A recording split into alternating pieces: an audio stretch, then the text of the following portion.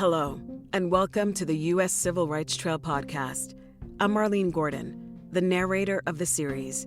We have a special treat for you today.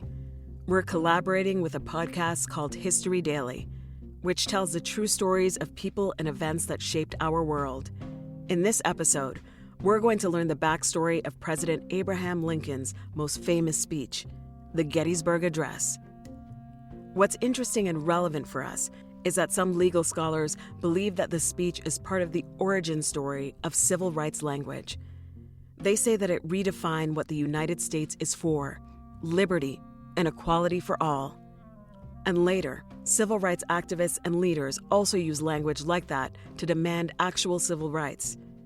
By the way, if you are enjoying the U.S. Civil Rights Trail podcast, please subscribe, rate, and share it with your friends. That helps us so much to spread the word about the series. And if you're interested in learning more about the U.S. Civil Rights Trail itself, visit civilrightstrail.com or visit mississippi.org to begin planning your trip. Okay, here is the History Daily episode about the Gettysburg Address.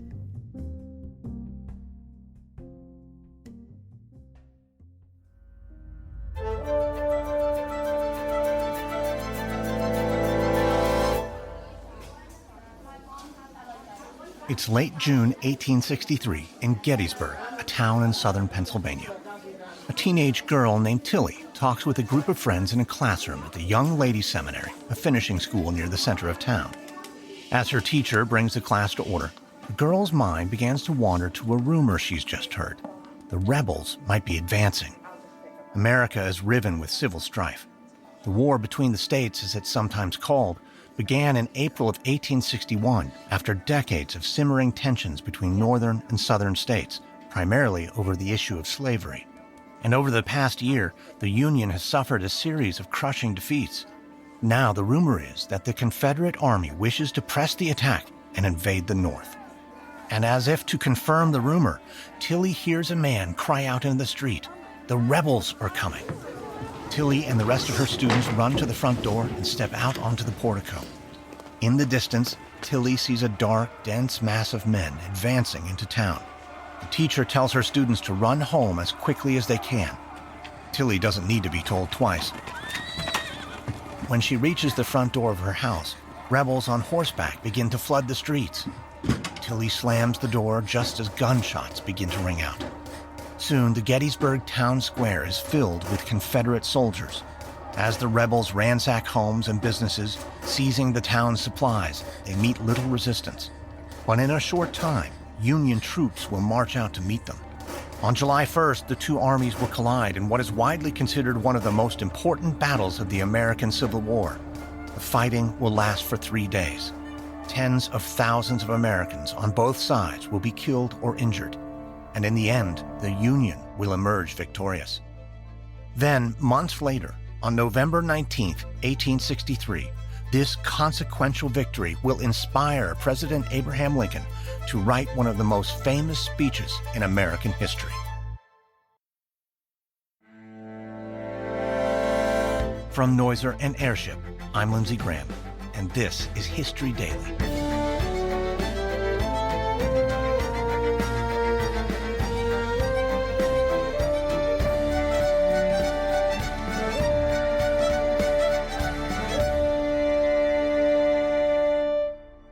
History is made every day. On this podcast, every day, we tell the true stories of the people and events that shaped our world. Today is November 19th, the Gettysburg Address. It's early July 1863 at the War Department. President Abraham Lincoln paces back and forth in the telegraph office. For days, the president has barely eaten. He hasn't washed his hands or face or gotten a good night's sleep. He looks weary and frail, his failing health exacerbated by the stress of presiding over a broken nation. The American Civil War is at its peak. Over the past year, Confederate General Robert E. Lee has scored a string of military victories in his home state of Virginia. Now, Lee sets his sights on invading the North and bringing the war to a swift end. The Union Army marched out to meet Lee on the field at Gettysburg, Pennsylvania. Today, Lincoln waits to hear the result of the battle, one that may very well decide the outcome of the war. Soon, a telegram arrives from the front. When Lincoln reads the words, a smile stretches across his face. He doesn't yet know the full details, but it appears the Union is victorious. At 10 a.m. on July 4th, Lincoln sends out a press release. The president announces to the country that the news from the Army of the Potomac is such as to cover that army with the highest honor, to promise a great success to the cause of the Union, and to claim the condolence of all for the many gallant fallen. Indeed, as many as 50,000 troops were injured or killed during the Battle of Gettysburg. The cost of the battle is tremendous, but so is the consequence. The Union victory stifles General Lee's ambitions to invade the North and turns the tide of the war. But the celebration doesn't last long. Soon, Lincoln learns that General Meade, the Union officer in command at Gettysburg, did not pursue the retreating Confederate army. Frustrated, Lincoln sends Meade a direct order. You will follow up and attack General Lee as soon as possible before he can cross the river.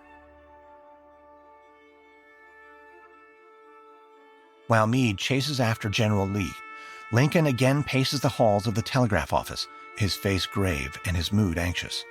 As telegrams come in from the front, Lincoln traces the positions of the two armies on a map. He worries that Meade will never catch up to Lee's location. And eventually, Lee does manage to escape across the Potomac River into Virginia. Days later, Lincoln vents to one of his cabinet secretaries. If I had gone up there, I would have whipped them myself. Our army held the war in the hollow of their hand, and they would not close it. Increasingly frustrated, Lincoln writes another letter to Meade. My dear General, I do not believe you appreciate the magnitude of the misfortune involved in Lee's escape. He was within your easy grasp, and to have closed upon him would have ended the war. As it is, the war will be prolonged indefinitely. But after penning the letter, Lincoln takes a moment, and his cooler head prevails. He decides not to send it. But his prediction is not far off the mark. If Meade had given faster pursuit, he might have been able to capture Lee and force a rebel surrender. Instead, the war will continue for another 2 years. Meanwhile, other parts of the nation are in open revolt, especially in the North. In July, the same month as the Battle of Gettysburg, riots break out in New York City in response to a military draft. For 3 days straight, mobs of working-class men, primarily Irish Americans, marched through the streets, looting and setting fires to buildings. Hearing this, Lincoln, a man known for his fits of melancholy, falls into a deep despair. He is so despondent that at a cabinet meeting in mid-July, Lincoln tells his secretaries that he is not in the right frame of mind to take up the issues. And besides, Lincoln points out, there is little he can do as president. The governor of New York has not asked for federal assistance to quell the riots. Some advisors pressure Lincoln to launch a formal investigation, but Lincoln resists. An investigation into the cause of the riots will only fan the flames of discontent in New York and elsewhere.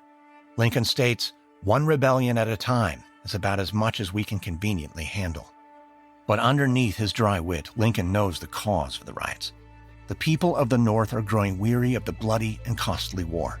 So Lincoln begins to formulate a plan to heal the wounds of his broken Union and rally his people.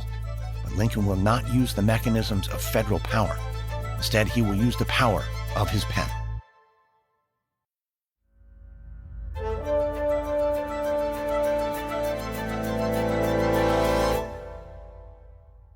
It's late summer 1863 at the White House.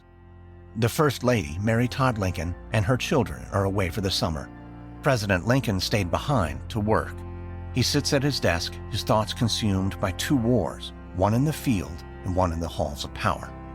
With the prosecution of the war in the capable hands of General Ulysses S. Grant, Lincoln allows his thoughts to dwell on the most important political issue of the day, the question of slavery. Back in January, Lincoln signed the Emancipation Proclamation, which ended slavery in the rebel states. By doing so, many in his party believe Lincoln has gone too far. Many others believe he hasn't gone far enough in pursuing true racial equality in all states. With the fall elections right around the corner, Lincoln knows he needs to unite his party.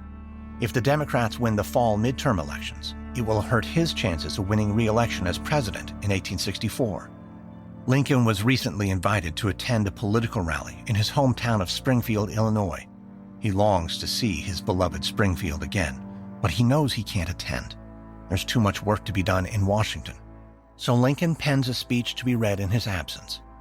He extols the virtues of fighting for the cause of the Union, but he also implores the people not to forget that he promised the slaves freedom, and that, the promise being made, it must be kept. To those who would not fight for the freed slave, Lincoln warns that after the war, there will be some black men who can remember that, with silent tongue and clenched teeth and steady eye and well-poised bayonet, they have helped mankind onto this great consummation, while I fear there will be some white ones, unable to forget that with malignant heart and deceitful speech, they have strove to hinder it. Lincoln ends the letter with a unifying tone, writing, "For the great republic, for the principle it lives by and keeps alive, for man's vast future, thanks to all." Over 50,000 people attend the rally in Springfield. After hearing Lincoln's words, they leap to their feet. Lincoln supporters call it a noble, patriotic letter. His detractors call it a stump speech. They accuse Lincoln of openly campaigning for office, a cardinal sin in Lincoln's time. Either way, the speech has the desired effect. Lincoln's words are published in newspapers far and wide, and they help Republicans all across the country gain victories at the polls. But this will not be the last time Lincoln will use the power of his words. Before the year is out, he will once again use language to change the course of history. In mid-November 1863, all is quiet on the war front. The flurry of the 1863 election has died down, and once again, President Lincoln is in his office alone, lost in thoughts. He has a yearning to write another address, not a political speech like the one he wrote for the Springfield rally. He wants this one to be different. Lincoln first had the notion back in early July, right after the Battle of Gettysburg. He told a crowd outside the White House then, "I am very glad indeed to see you tonight." Then Lincoln reflected on the fact that the Battle of Gettysburg was won on the anniversary of America's independence. He asked the crowd, "How long ago is it? 80-odd years? Since the first time in the history of the world, a nation, by its representatives, assembled and declared as a self-evident truth that all men are created equal." Lincoln then told the crowd he wanted to give a speech, but that he wasn't prepared to make one worthy of the occasion. At the time, Lincoln didn't have the right words, and now he still doesn't. But he does have the perfect occasion coming up, the dedication of the new cemetery at Gettysburg, set to take place in just a few days' time on November 19th, 1863. So as he sits at his desk, Lincoln reflects on the many letters he's received from the people imploring him to offer some words of comfort and purpose, to remind the people why their loved ones are fighting and dying. Lincoln spent weeks reflecting on what to write, and now finally he lets loose his pen. The first sentence comes quickly, 87 years ago. The rest of the speech flows from his pen without interruption until he writes the sentence, "It is rather for us, the living, to stand here." At this he pauses for a moment, then crosses out the last three words, replacing them. But he doesn't like the alternate version either. Stymied, he decides to take a break. In the days that follow, Lincoln continues to wrestle with the address in search of the perfect combination of thoughts and the words to express them. He doesn't ask for help. He doesn't show or read the incomplete work to anyone. Instead, on November 18th, 1863, he leaves the White House on a train bound for Gettysburg, with his unfinished address in tow, on his way to make history.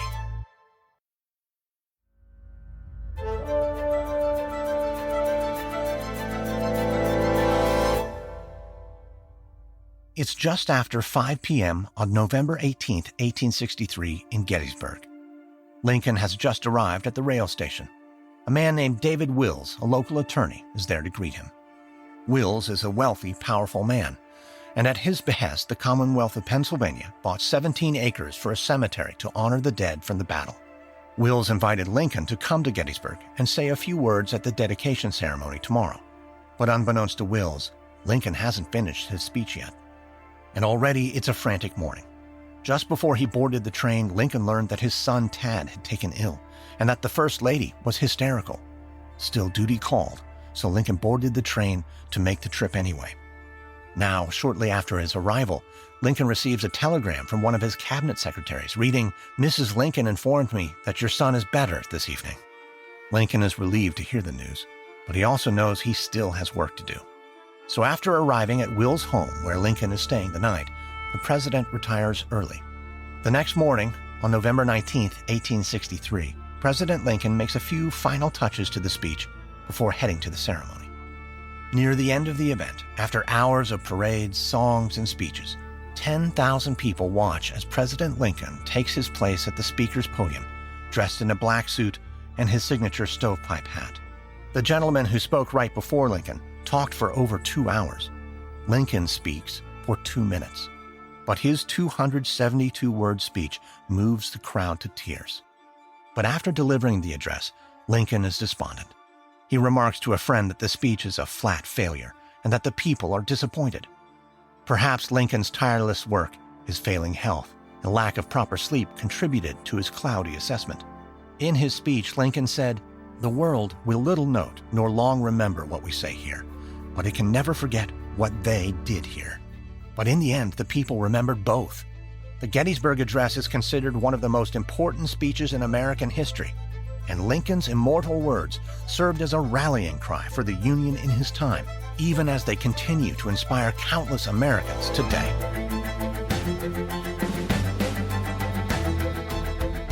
Next on History Daily, November 22, 1963, the President of the United States, John F. Kennedy, is assassinated in Dallas, Texas.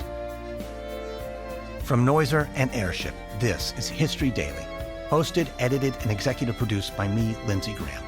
Audio editing and sound design by Molly Bach. Music by Lindsey Graham.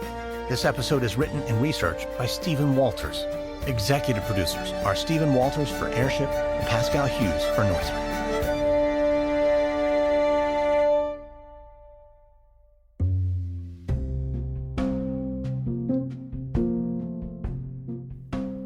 Thank you again for listening and for helping us reach more listeners by subscribing, rating, and sharing the podcast.